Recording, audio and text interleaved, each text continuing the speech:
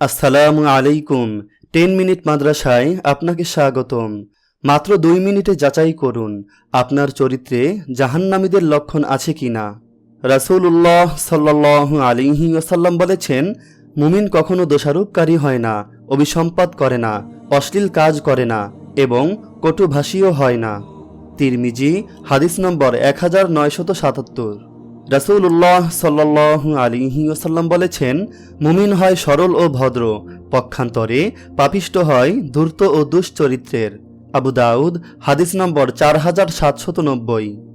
রাসূলুল্লাহ সাল্লাল্লাহু আলাইহি ওয়াসাল্লাম বলেছেন, আমি কি তোমাদেরকে জাহান্নামীদের সম্পর্কে অবহিত করব না? তারা হলো রূঢ় স্বভাবের, কঠিন হৃদয়ের ও অহংকারী। সহিহ বুখারী হাদিস নম্বর 6071। অন্য বর্ণনায় রাসূলুল্লাহ সাল্লাল্লাহু আলাইহি ওয়াসাল্লাম বলেছেন, আমি কি তোমাদেরকে জাহান্নামীদের সম্পর্কে অবহিত করব না? তারা হলো বদমেজাজি, কুখ্যাত এবং অহংকারী। সহিহ মুসলিম হাদিস নম্বর 7081। রাসূলুল্লাহ সাল্লাল্লাহু আলাইহি ওয়াসাল্লাম বলেছেন, জাহান্নামীরা হলো অবাধ্য, বদমেজাজি ও অহংকারী। সহিহ বুখারী হাদিস নম্বর 6657। রাসূলুল্লাহ সাল্লাল্লাহু আলাইহি ওয়াসাল্লাম বলেছেন, জান্নাত ও জাহান্নাম পরস্পর বিতর্কে লিপ্ত হলে জাহান্নাম বলল, প্রতাপশালী ও দাম্ভিকদের দ্বারা আমাকে প্রাধান্য দেওয়া হয়েছে। সহিহ বুখারী হাদিস নম্বর 4850। রাসূলুল্লাহ সাল্লাল্লাহু আলাইহি ওয়াসাল্লাম বলেছেন, দুশ্চরিত্র ও রূঢ় স্বভাবের মানুষ জান্নাতে প্রবেশ করবে না। আবু দাউদ হাদিস নম্বর 4801। রাসূলুল্লাহ সাল্লাল্লাহু আলাইহি ওয়াসাল্লাম বলেছেন, লা ইয়াদখুলুল জান্নাতা কাত্তাত, চগলখোর জান্নাতে প্রবেশ করবে না। সহিহ বুখারী হাদিস নম্বর 6056। রাসূলুল্লাহ সাল্লাল্লাহু আলাইহি ওয়াসাল্লাম বলেছেন, লা ইয়াদখুলুল জান্নাতা কাতি', আত্মীয়তার সম্পর্ক ছিন্নকারী জান্নাতে প্রবেশ করবে না। সহিহ মুসলিম হাদিস নম্বর 6415। রাসূলুল্লাহ সাল্লাল্লাহু আলাইহি ওয়াসাল্লাম বলেছেন, যার অনিষ্ট থেকে তার প্রতিবেশী নিরাপদ থাকে না, সে জান্নাতে প্রবেশ করবে না। সহিহ মুসলিম হাদিস নম্বর 76। রাসূলুল্লাহ সাল্লাল্লাহু আলাইহি ওয়াসাল্লাম বলেছেন, যার অন্তরে অনুপরিমাণ অহংকার থাকবে সে জান্নাতে প্রবেশ করবে না। সহিহ মুসলিম হাদিস নম্বর 166। রাসূলুল্লাহ সাল্লাল্লাহু আলাইহি ওয়াসাল্লাম বলেছেন, 3 ব্যক্তির সাথে কিয়ামতের দিন আল্লাহ তাআলা কথা বলবেন না, তাদের গুনাহ থেকে পবিত্র করবেন না, তাদের প্রতি তাকাবেনও না, আর তাদের জন্য রয়েছে কঠোর শাস্তি।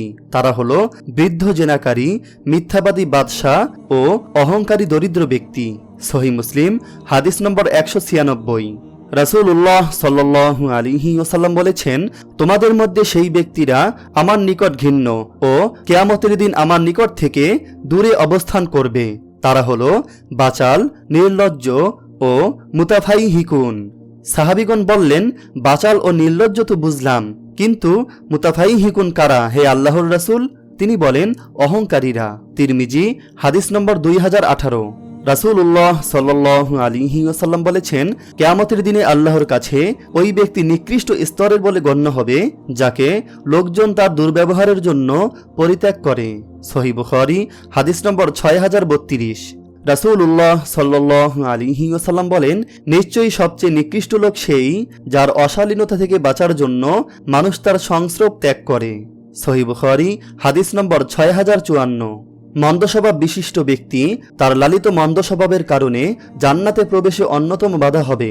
হাদিসে এসেছে, আবু হুরায়রা রাদিয়াল্লাহু তাআলা আনহু হতে বর্ণিত, রাসূলুল্লাহ সাল্লাল্লাহু আলাইহি ওয়াসাল্লাম বলেন, তোমরা কি জানো অভাবী কে? সাহাবীগণ বললেন, আমাদের মধ্যে সেই তো অভাবী যার টাকা পয়সা ও অর্থ সম্পদ নেই।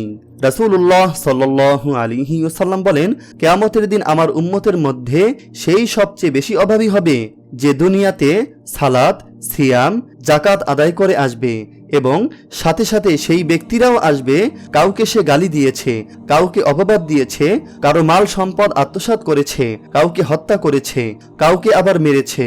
সুতরাং এই হকদারকে তার নেকি দেওয়া হবে। আল্লাহ তাআলা আমাদের সবাইকে জাহান্নামীদের স্বভাব চরিত্র বর্জন করার তৌফিক দান করুক, আমিন।